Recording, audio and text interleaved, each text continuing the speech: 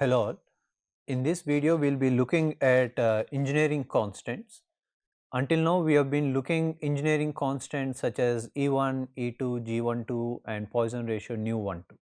But whenever we talk about these constants, these are in the material coordinates, which means when I say E1, the direction 1 is the principal direction, and similarly E2, the direction 2 is the principal direction. But it is not always the case that we are working with perfectly aligned laminates, but as we showed in the last one or two videos that we do consider these generally orthotropic materials, meaning these laminas are at an angle to the principal directions. Now, once we accept this, that we have an angle theta, how do we define these engineering constants? Though we can go ahead and use this E1, E2 and G12, but it would be nice to define some constants in terms of these body coordinates such as Ex, Ey, Gxy and nu xy. And we will see that these are just only a few of the constants, but we can have few more constants. The purpose is to give you an idea about what is the effective stiffness of the lamina in these body coordinates, like the effective stiffness in the x direction, the effective stiffness in the y direction, or the effective shear stiffness in this plane xy. So, let us see how we can show these engineering constants in the body coordinates. So, for this we will start by uh, looking at the relation between the stress and strain in terms of the compliance or the transformed compliance matrix. So, here are the three components of the strains and the three components of the stresses. Now, let us think of a scenario where there is only stresses in direction 1. So, meaning that here is your the infinitesimal element we are looking at, but this time it is at an orientation angle theta. But the loadings we are assuming here is that there is only a uniaxial load in the x direction and the rest all going to 0, meaning sigma x is non-zero, but while sigma y and tau xy are 0. In addition to the other three stress component, they are also going to 0. So, in this case, now let us see what is the strains we expect from this generally orthotropic material. So, looking at the strain stress relation, we should be able to write what is epsilon x. Similarly, we will also see that it will have a component epsilon y and gamma xy. But now let us try to introduce some engineering constants. So, for this loading condition, first let us start with the first engineering constant Ex, where we define Ex is the stiffness along the x direction, which is given by stress by strain. What is the stress we have acted? The applied stress is sigma x and the strain in that direction is epsilon x. But from this strain stress relation we should be able to write what is epsilon x. Epsilon x is S11 dash times sigma x, since sigma y is going to 0 and tau xy also goes to 0. Okay. Once I cancel out this sigma x which is there both in numerator and denominator, what we are left out is 1 by S11. Okay. But from this loading scenario, is there any other strains we get? The answer is yes. We also get the strain epsilon y. But what does epsilon y represent? It represents the Poisson effect, meaning if you are loading in one direction, what is the change of strains in the transverse directions. So, let us say we are writing about Poisson ratio x y. This is minus of the strain in the loading direction, which is epsilon x, and in the numerator we have epsilon y. Now, let us see how we can write in terms of this transformed compliance matrix. So, epsilon y is S12 times sigma x.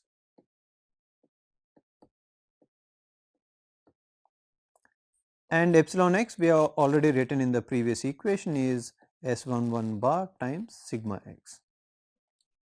Here I could have written also as S21, but we have already know that this stiffness matrix and the compliance matrix are symmetric. So, instead of writing S21 here, I simply wrote it as 12. Okay. Now, if we remove this sigma x from numerator and denominator, we end up with this minus S12 by S1. Okay. But is there any other contribution we get because of these loads we have discussed? So, we notice that we also find gamma xy or the shear strain gamma xy because of these loading sigma x. And what is gamma xy? Gamma xy is a shear strain. Shear strain coming from the applied stresses are normal. So, previously if you recall we said this S16 is a coupling between extension and shear. So, when we see this gamma xy, we are able to see a extension shear coupling. To define that, we introduce a new coefficient called as the coefficient of mutual influence.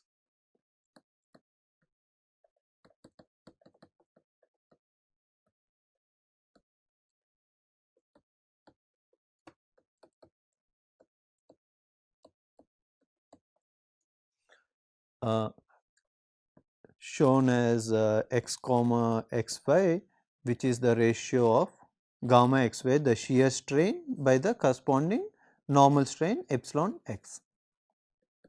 So, how can we write the shear strain gamma xy in terms of these compliance matrix? We can write it as S16 times sigma x, and say epsilon x we already know is S11 bar times sigma x. So, which should give you the ratio as S16 bar by S11 bar. So, essentially what we are trying to show with this new coefficient, the mutual influence coefficient, is how much is the shear strain with respect to the corresponding normal strain when we are applying a uniaxial load with all other stresses components going to 0. So, here we are able to define 3 constants from the single experiment. What are those constants?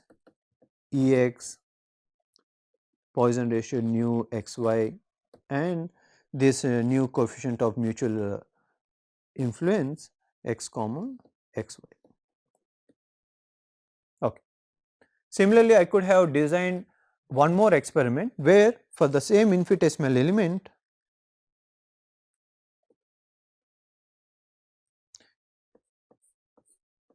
if we apply uniaxial stress in the direction y.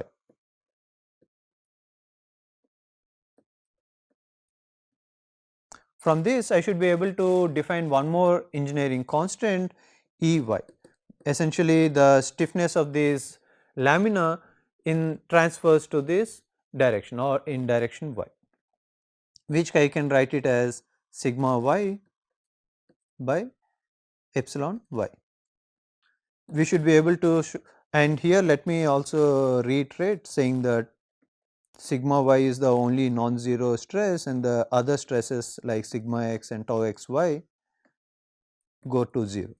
So, in this case how can I write epsilon y using this strain stress relation? One should be able to write it as S22 bar times sigma y, which should give you as 1 by S22 bar.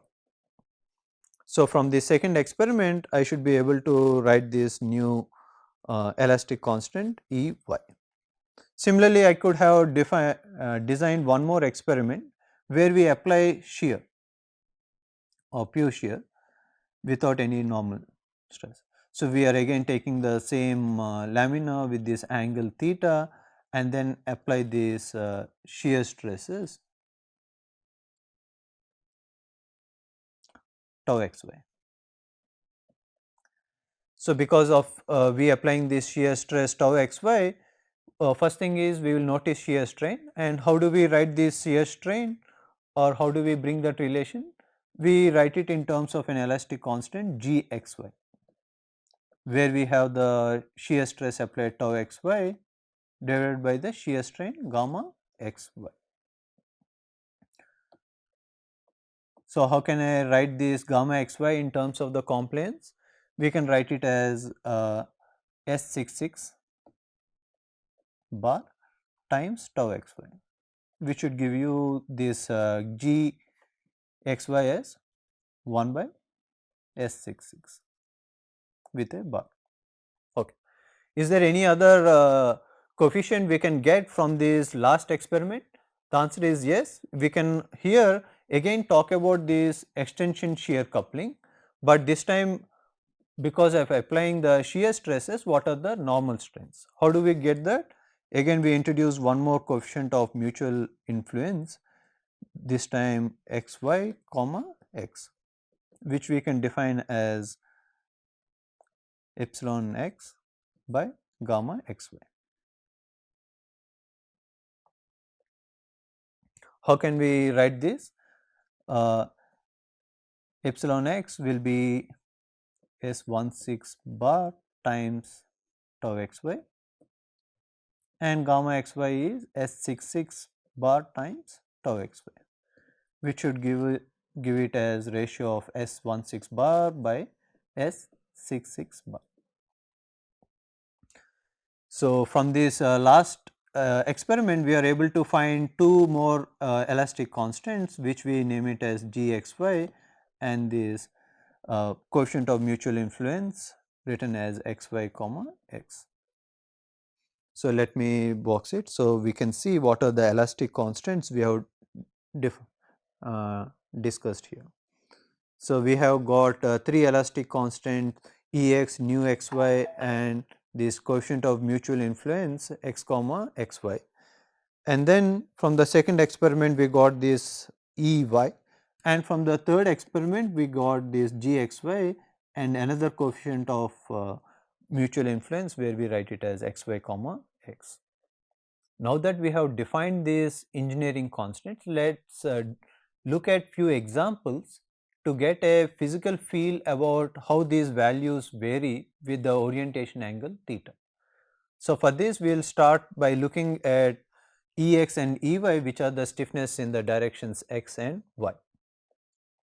So, here are the expressions for Ex and Ey written in terms of the elastic constants in the material coordinate system, which is E1, E2, G12 and the Poisson ratio and the orientation angle theta. So, here C is the cos theta and S is the sin theta. So, as you can see we have written these Ex and Ey as a function of E1, E2, G12, Poisson ratio G nu12 and the orientation angle theta. So, now let us take an example of glass epoxy where we take these E1 and E2 values. As you notice that the E1 value is much higher compared to E2 because we are now discussing about one being the direction of the fiber. Along the direction of the fiber we said the stiffness is high and these are the Poisson and the shear modulus. So, for this here it shows how Ex and Ey vary with the angle theta. So, when we say it is 0 angle, what we mean is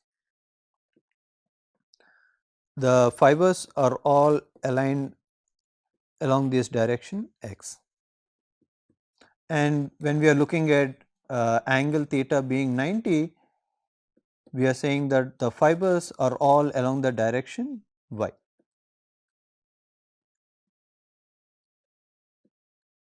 Okay.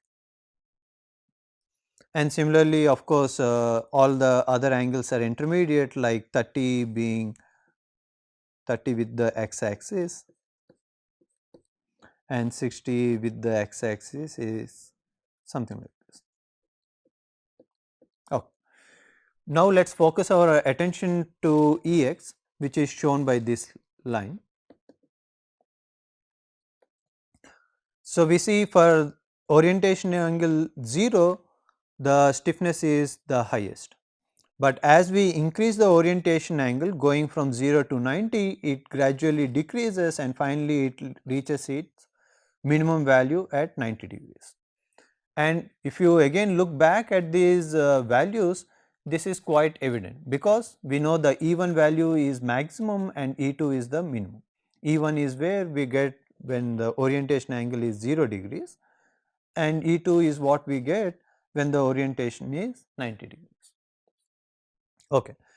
Similarly, now if we pay our attention to the second curve Ey, where we are looking at stiffness in the direction y, we see it has the least at the angle 0. So, meaning let us say if we are looking focusing on this curve and we are applying the loads in the y direction or perpendicular to the fibers, we see the stiffness is the least. But as we increase the orientation angle from 0 to 90, this Ey value keeps increasing and then it reaches a maximum value at 90 degrees. Why is the stiffness maximum at 90 degrees? Because that is when we have all the fibers along the loading direction, because now we are loading in the direction y and the fibers are also in the direction y. That is the reason why we have the maximum Ea value at theta equals 90. So, one very important point for us to look here is, though we know that the properties are high at an angle of 0, most times these composites are prepared by manual, means using hands we try to align the fibers along the direction where we want maximum load. But there is always a chance for human error. Let us say instead of aligning at 0, there is an angle error of 10 degrees. So, which means at 10 degrees you already see there is a drastic reduction in the properties. And even if it is more than that, let us say 15 or 20, the changes in the properties are very significant. What it means is one should be very careful while preparing these composites. Any small change angle like 50 degrees, 5 degrees or even 10 degrees can vary your stiffness by maybe 10% or even 25%. For example, here when we are talking about 15-degree variation, there is a huge decrease in the modulus. So, this is one point one has to take home by looking at these plots of Ex and Ey. But now let us look at the other engineering constants. First we will look at the shear modulus Gxy. So, here is the expression again written in terms of E1, E2, G12, Poisson ratio nu12 and the orientation angle theta. So, S and C represent the sin theta and the cos theta. So, looking at here again we see when we are looking at 0 orientation and then you apply the shear stress, we have the least shear stiffness because here we have the minimum. Similarly, again we have the minimum at an orientation angle of 90 degrees where we are orienting the fibers in the y direction and we apply the shear stress. But the interesting point here is we get the maximum at 45 degrees.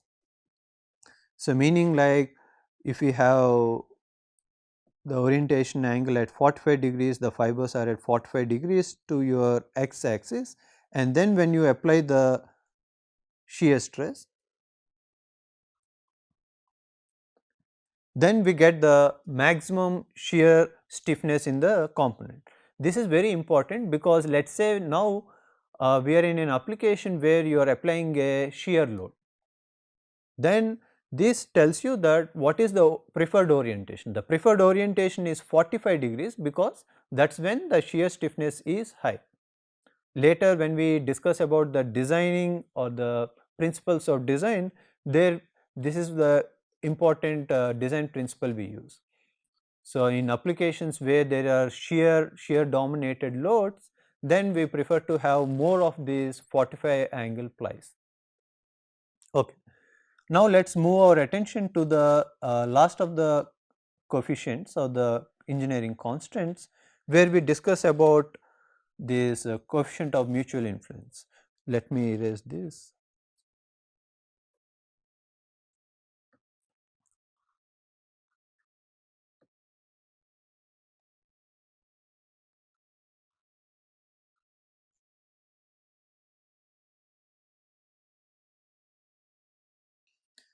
So, here we first notice that this coefficient value is negative, meaning that if you are applying a uniaxial load and we expect this axial strains to be expanding, then the shear is in the negative direction. But the interesting point to note is it has these values of 0 at orientation angles of 0 degrees and 90 degrees. What does this mean? It means when the fibers are along the direction x, then and your applied force is sigma x, there is no shear, which we know because we have already seen for a specially orthotropic material that if you are applying the loads or the uniaxial stresses along the x direction, there is no shear component or the shear extension coupling is 0.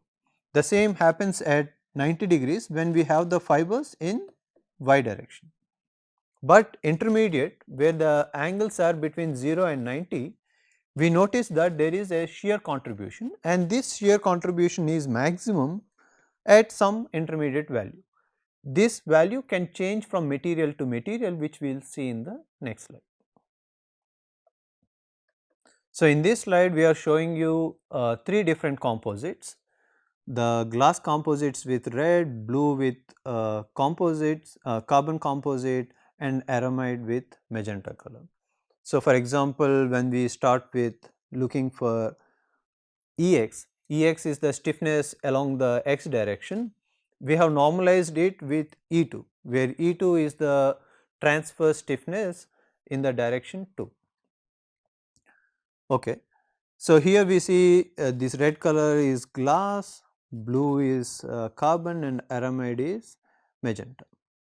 The point we are trying to say is in all of these composites, the maximum stiffness occurs at 0 degrees orientation and the minimum occurs at 90 degrees orientation. This is quite evident, which we have already seen in the previous slides, saying that of course you will get the maximum stiffness if you align the fibers along the loading direction, and the least you get when the fibers are perpendicular to the loading direction.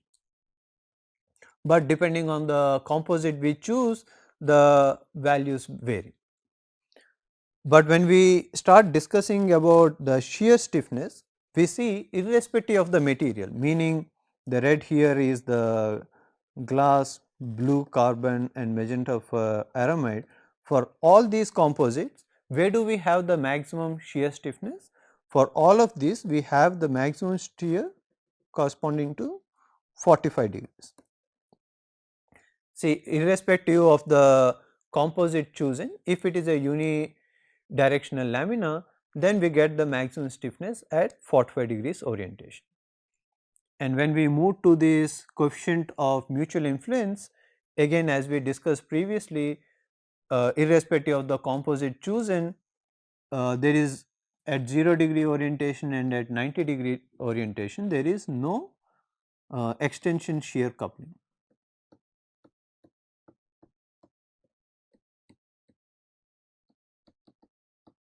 But at intermediate values between the 0 and 90, that is when we get this coupling, meaning even if you are applying a normal load, we do see this shear strains.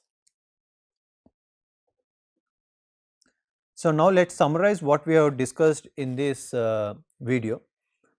We started by defining some engineering constants in the body coordinates such as Ex, Ey, saying that these are the stiffnesses in the directions x and y, and similarly the shear stiffness G x y, and we also introduced a Poisson ratio, we know nu x y, but in addition to this we introduced another coefficient called the coefficient of mutual influence, which we said we can write it as x comma xy, meaning that we have the loading in the x direction and then we are looking at shear strain gamma xy by the normal strain epsilon x. There is a different variant where we said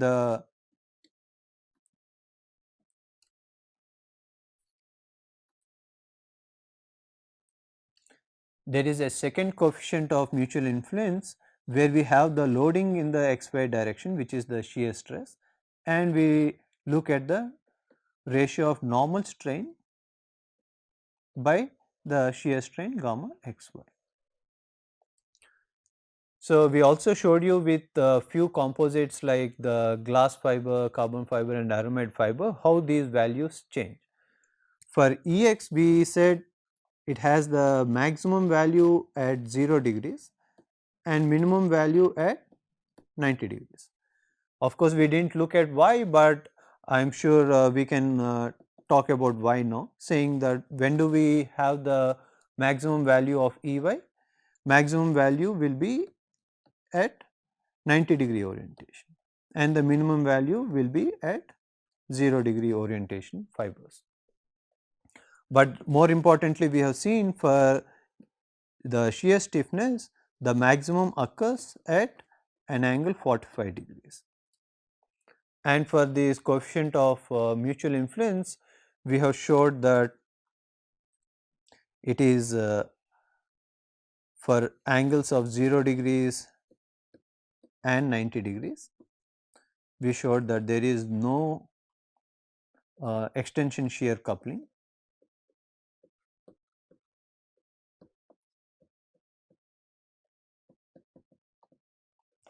But at intermediate values between 0 and 90, we do have the shear strain, and which means that we do have this extension shear coupling.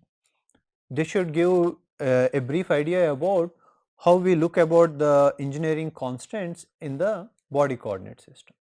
Thank you.